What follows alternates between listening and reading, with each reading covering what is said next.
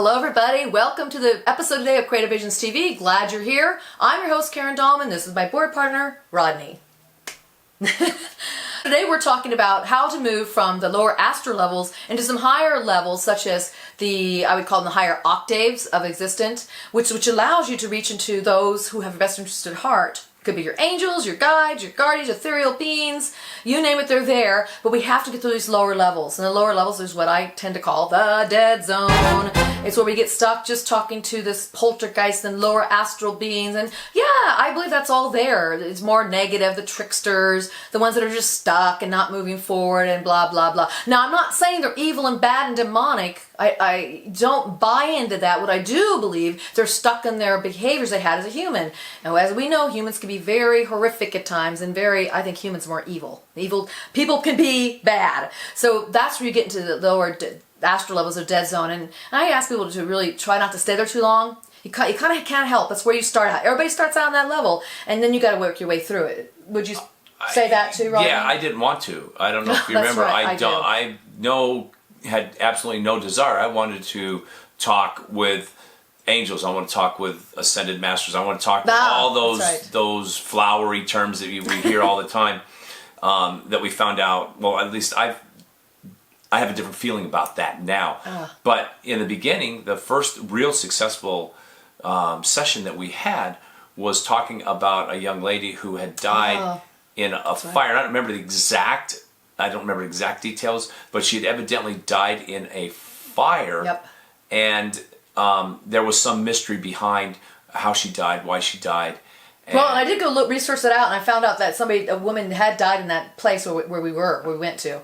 Right. I'm not going to disclose the location, but there was somebody that died, and there was a fire, and she died tragically. So we got into that. But that was his first experience when it came through. It was like talking to this dead woman who was, still stuck. And it wasn't that she was bad. She just had a message. She was stuck. And so we worked with her as best as we could. But do you remember the next person we talked to? The next person that made an impact on me was the dog. That said he didn't have a name, and what color are you? I'm the color of snow. He died. We found out in the snow. In the snow. He was left outdoors. I mean, when you first start out, you're going to hit these sad stories, and you just got to work through them. We helped the dog. Go into the light. Do you remember that? Yeah. We never heard from him again. Yeah, and it was a group. We were with a group of people there, and they helped too. They were part of the session. But do you remember the alchemist you spoke to? Oh, that was fun. So when we first started getting sentences, it was do gold, do gold, do gold, and she was writing her book at the time, talking about the golden thread of life. Yeah, and that's in. Well, you had invested in some gold, whatever. Yeah, and I invested. So we were going back and forth on that, and then we got this guy from we didn't know. So where are you from? What time? And all of a sudden we started getting letters, and we wanted numbers. L, M, C, X, what, all those? Yeah. And I didn't get it. I was like, this is stupid. And now we're going backtracking, and you go, wait a second. That may be the first time I ever whispered. You did Ouija whisper there. Yeah. And you go, wait a second, what'd you say? I said, those look like Roman numerals. So we went and looked up Roman numerals. And we got a year like 1624 or so. I might have been 1475, but some reason that stick. But it was exactly right spelled on. And I'm not good Roman. I forget the L's and M's again. I'm all mixed up which is which. But I know you guys know out there. You knew what it was. You're like, look at that. That's saying the year. He goes, I was an alchemist then. And because I was writing a book about alchemy. So we chatted with him for a while, and he started coming through, and it was from France. And alchemy is what? About changing lead into gold. Right, lead into gold. And I was talking about the transformative process within the person. I mean, it was just so cool. And so those are the three you went through in the dead zone, and it doesn't have to be negative. And then from there, you jump right back to my guides that I've been communicating with since 1994. Yeah. The group of beings that I talk about on the show all the time. He jumped right in and picked up on the conversation where I probably left off with them with the last person I did the board with. Do you think they have anything to do with that? Do you think that they had anything to do with saying, okay, this person can handle this or do this? You mean when the guides came in for us? Absolutely. They needed a certain type of energy to connect with us. They needed us to be on that same level of connection. And, Rodney and I have been friends for a long time, and it wasn't like it was hard for us. We already had a friendship, but to connect, emotionally, like again, the heart intelligence, connect with that heart intelligence to use this tool. I mean, he never used it, you guys. He had you weren't like, negative or positive or anything about that. You were just really, I would say, I was so neutral. You were just so neutral about it. He's like, okay, I'll try it. I want to do this with you. And I think that in itself really helped you and me together when we connected to move through that dead zone. He wasn't going, oh my God, we're going to get something bad or scary, or I'm afraid of this dead thing, or I'm afraid that something's going to come in the room, or it wasn't, you didn't have that. No, I didn't. No. It didn't even occur to me. I thought it was silly to even think that. And I appreciated that from him because I knew that if we could stay in that space, and I didn't tell much. I just said, let's just do this, except for all the grounding stuff we do and the energy and all that. Sure. But we just worked through it, and he stuck with it 6 to 8 sessions. It was somewhere in that process where it all of a sudden had that breakthrough. But the point is that if you stick with this and you work yourself through the dead zone, don't get caught up in the details too much. Don't get caught up, is this real? Is this accurate? You got to remember, I've been using this tool such a long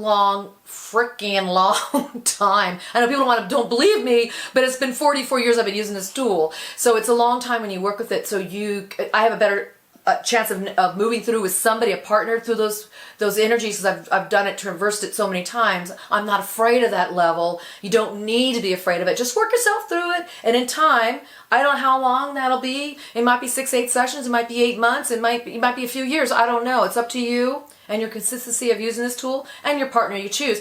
But you can work through it. And one way to really help yourself work through this is to call out for precisely who it is you want to communicate with. I always recommend, if you want to move through the dead zone into the higher levels of consciousness, I always recommend you ask and call out for your guide. Start there. Call out for your spirit guide. I want to meet my spirit guide.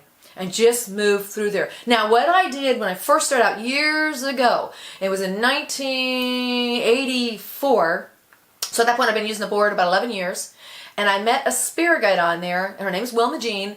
And she was the deceased person who had not gone into the light, but she wasn't negative. She was just holding back. She was kind of moving around and helping people. And she saw an opportunity to work with me, and I was thrilled. She became my control. It's what you'll hear me call the gatekeeper. And that was really important because when all these other beings wanted to come through, the ones that were like, tricksters, or they had, I don't know, just wanted to come and talk to me to say a bunch of nonsense, they're just kind of stuck. And they ramble on, she would be the bouncer, the gatekeeper, the mistress of ceremonies. She'd be that control that would allow them to come through in a logical way, and a way that in which I can communicate with them if they had something, worthwhile saying or, worthwhile communicating.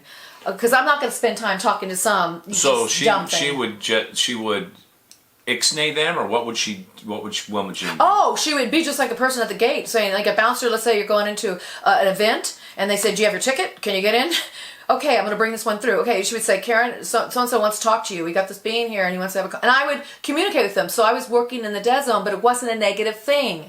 I was learning so much about the afterlife, so much about these people that had moved on, or had died, or hadn't moved on, and even going to homes and places and communicating with what was left there, the residue, and meeting so many different, beings that, we're stuck. And I was helping a lot of them move forward, and did that for many years. But it was 15 years later, and she moved on herself into the light. It was time for her to go.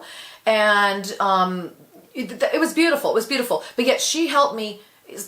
So she became my helper on the other side to navigate and work through those realms.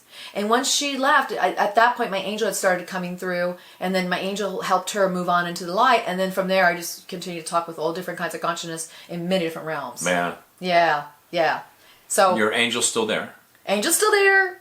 She comes through on the sessions, and we've got a lot of beings that come through. They're a collective group of beings. They work together. They're unified. A lot of them have never been born in body. But that's the higher octaves I'm talking about. It's where do you want to go with this tool? Decide that yourself. But a lot of people write to me and say, how do I get out of this lower astral level? Well, you're going to hit it in the beginning, but how to get through it, we just shared some good ideas of how to do that. So stay focused, stay with it. It will happen for you too, and I wish you all the best. Happy boarding always. This was Creative Visions TV. This is Rodney, and I'm your host, Karen Dahlman. Thank you for joining. Thank you for liking, subscribing, and we'll see you again real soon. Bye.